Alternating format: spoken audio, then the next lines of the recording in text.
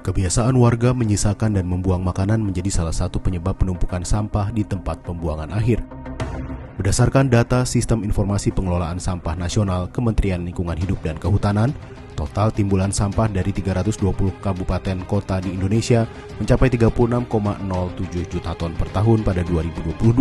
Sebanyak 40,5% atau mayoritas atau 14,61 juta ton sampah tersebut berasal dari sisa makanan.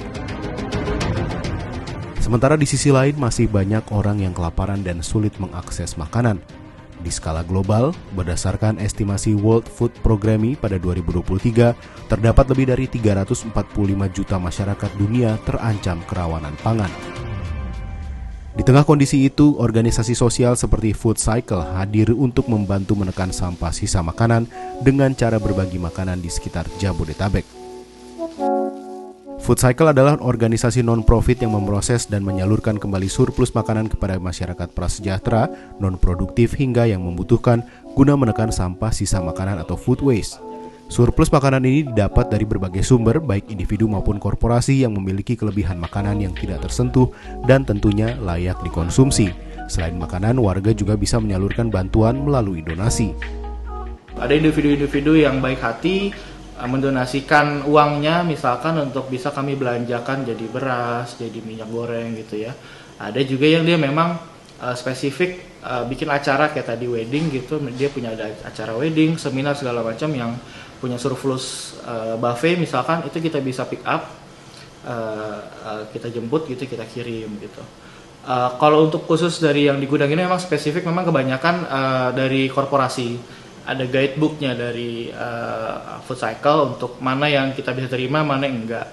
Untuk makanan yang punya masa simpan lama itu kita terima minimal 1 bulan dari tanggal kadaluarsa gitu. Sedangkan kalau untuk yang matang gitu ya, sifatnya kayak nasi goreng yang siap saji, itu kita langsung kirim di hari H untuk langsung dikonsumsi. Jadi misalkan kita ambil sore, malamnya udah bisa jadi makan malam gitu. Kalau yang sifatnya masih bisa disimpan kayak barang-barang di belakang saya ini, itu kita terima tadi di 1 bulan. Ini daging dari supplier kami, ada nugget juga, nugget, roti, pokoknya yang sifatnya produk masih frozen kita terus. Kalau ini daging rata-rata dari supplier yang ke restoran.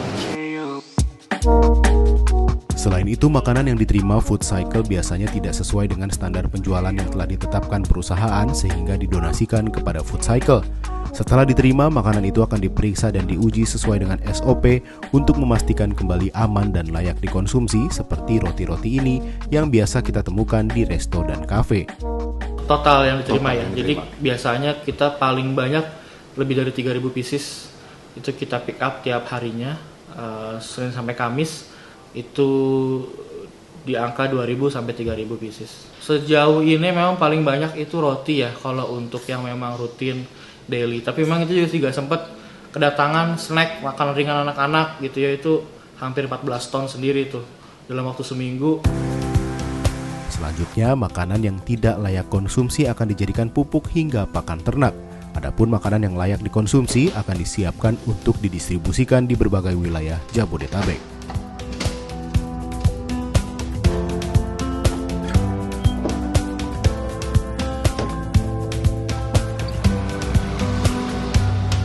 Lokasi pertama yang mereka kunjungi adalah pusat kegiatan belajar masyarakat Flamboyan di Kampung Melayu, Jatinegara, Jakarta Timur. Sejumlah anak yang baru pulang sekolah itu menanti pembagian makanan dan langsung melahap roti-roti tersebut.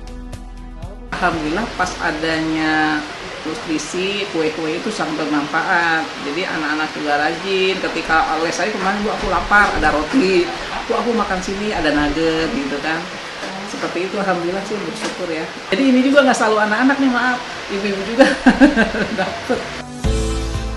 Selain untuk memenuhi kebutuhan pangan warga di sekitar Kali Ciliwung, kegiatan ini juga menumbuhkan kesadaran kolektif masyarakat untuk tidak membuang makanan. Kita lebih bijak lagi mengolah limbah organiknya itu sehingga tidak terbuang ke TPA.